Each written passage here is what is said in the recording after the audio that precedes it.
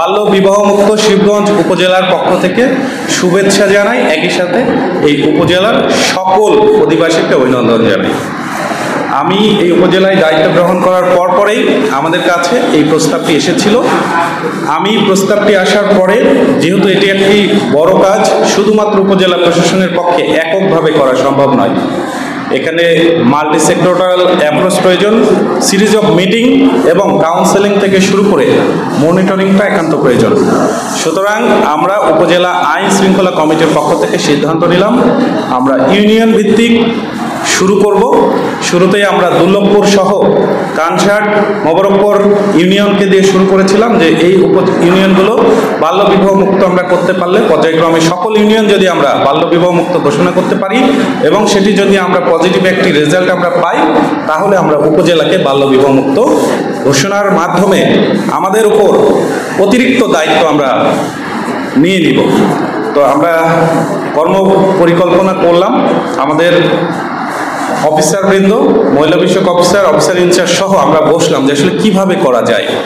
আমাদের আইন রয়েছে, বাল্যবিবাহ শাস্তিযোগ্য অপরাধ, কিন্তু মোবাইল কোর্টের মাধ্যমে যখন আমরা এটিকে আইনের আওতায় নিয়ে আসতে যাই, তখন আমরা লক্ষ্য করলাম যে এটি প্রমাণ করা অত্যন্ত কঠিন।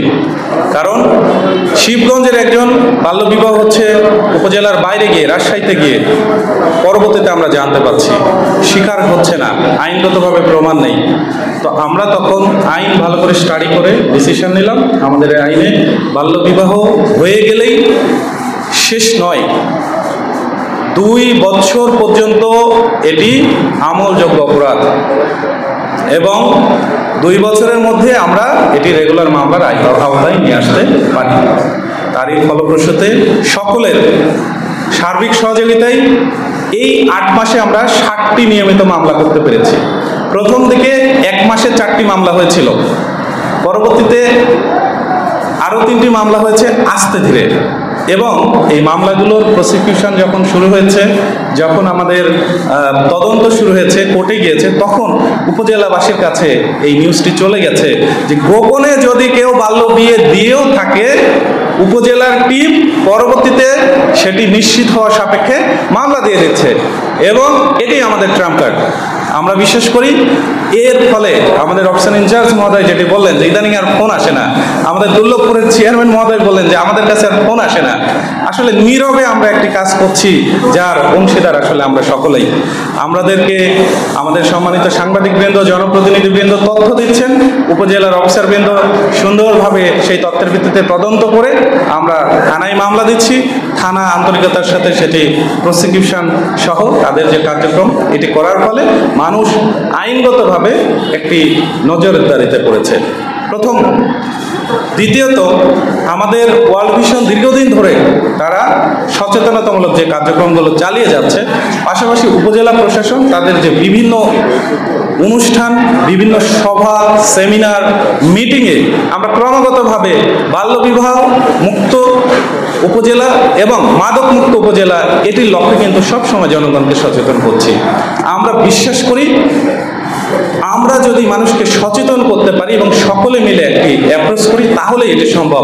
শুধুমাত্র আইনের প্রয়োগ করে সবসময় কিন্তু এটি সফল হওয়া সম্ভব নয়।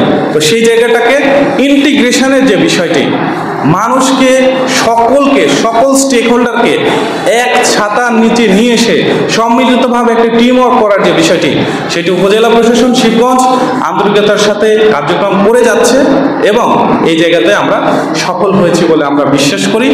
এবং আজকে শিবগঞ্জ উপজেলাকে বাল্য বিবাহ মুক্ত ঘোষণার মাধ্যমে উপজেলা প্রশাসন নিজের উপর এবং প্রত্যেক স্টেক হোল্ডারের উপর একটি দায়িত্ব, গুরু দায়িত্ব, যে দায়িত্বটি আগে ছিল না, এখন নতুন করে নিয়ে ফেলেছে। সেটি হচ্ছে সামনের দিনে আমাদেরকে বাল্য বিবাহ আর হতে দেওয়া যাবে না, কারণ আমরা বাল্য বিবাহ মুক্ত শিবগঞ্জ উপজেলা ঘোষণার মাধ্যমে এই উপজেলাকে বাল্য বিবাহ মুক্ত রাখার দায়িত্ব নিয়ে নিয়েছি। বাল্য বিবাহ আইনগতভাবে দণ্ডনীয় অপরাধ। এটি কেন আইনে দণ্ডনীয় করা হয়েছে সেটি বিভিন্ন অ্যাসপেক্ট থেকে আমাদের বলেছেন। আমাদের উপজেলা স্বাস্থ্য কমপ্লেক্স থেকে আমাদের মেডিকেল অফিসার মহোদয় বলেছেন যে এটি যে নারীর বাল্যবিবাহ হয় তিনি শারীরিকভাবে অত্যন্ত দুর্বল হয়ে পড়েন এবং এটি স্বাস্থ্য জটিলতা তৈরি করে। আমাদের শিক্ষা বিভাগ থেকে বলা হচ্ছে বাল্যবিয়ের কারণে পড়ালেখার ক্ষতি হচ্ছে, অল্প বয়সে বিয়ের কারণে, আর উচ্চশিক্ষা ব্যাহত হচ্ছে। আমরা আমাদের যুব সমাজের পক্ষ থেকে বলা হচ্ছে যেই নারীর বাল্যবিয়ে হচ্ছে দেখা যাচ্ছে যে তারা কর্মক্ষেত্রে পিছিয়ে যাচ্ছে। আমরা দেখছি গবেষণা বলছে বাল্যবিয়ের বিবাহ বিচ্ছেদের অন্যতম কারণ হচ্ছে বাল্যবিয়ে। যে বিয়েগুলো গোপনে হচ্ছে, বাল্যবিয়ে হচ্ছে, সেই ধরনের বিয়ের ক্ষেত্রেই বিবাহ বিচ্ছেদটা আমাদের বেশি ঘটছে। সুতরাং এটা প্রত্যেক আসপেক্ট থেকেই নেগেটিভ।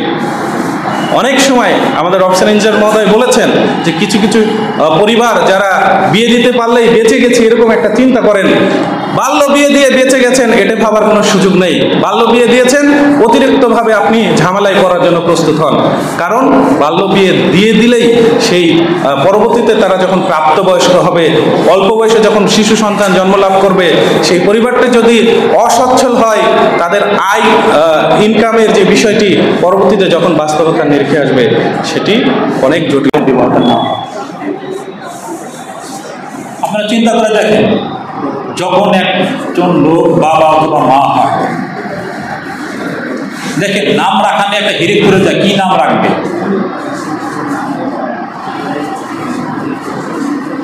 একটা দরিদ্র সন্তান, ঘরের সন্তান হলেও দেখে খুব সুন্দর সুন্দর ইন্ডিক নাম রাখে। কার নাম রাখে রাজ, কার নাম রাখে মহারাজ, কার নামে রাখে বিশ্ব, কার নাম রাখে সম্রাট। এটা আবেগের কথা যে আমার ছেলে রাজা হয়ে দেশ চালাবে, মহারাজা হবে, দেশের সম্রাট হবে, বিশ্ব নাম রাখে, বিশ্বটা আমার ছেলের মতো রাখেন না?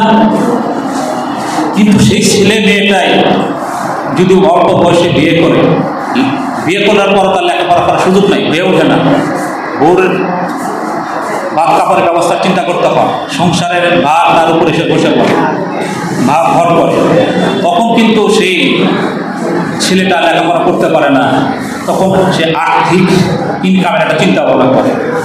কিন্তু যদি লেখাপড়া না জানা থাকে তাহলে কি সে ভালো একটা চাকরি পাবে, ভালো কর্মসংস্থান হবে? হয়তোবা সে আর্থিক কষ্টে সে হতাশাগ্রস্ত হয়ে যাবে। তখন সেই ছেলেটা এক পর্যায়ে মনের দুঃখে, কষ্টে, যন্ত্রণায় নেশাগ্রস্ত হয়ে যাবে। এটা আমি এখানে এসে দেখছি একজন অফিসার ইনচার্জ হিসাবে। প্রায় গড়ে একদিন দুই দিন পর পরই বাবা মা আসে যে আমার ছেলে আমাকে মারছে নেশার টাকা।